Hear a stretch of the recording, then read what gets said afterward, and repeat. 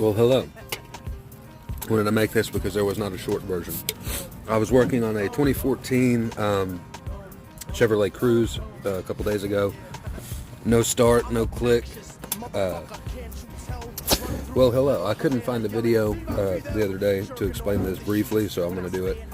I was working on a 2014 Chevrolet Cruze with a 1.4 liter. Had no start, no click. Power to everything else. Checked all the fuses, all the relays were good. Went ahead and replaced the starter because the customer had already bought it. Still nothing.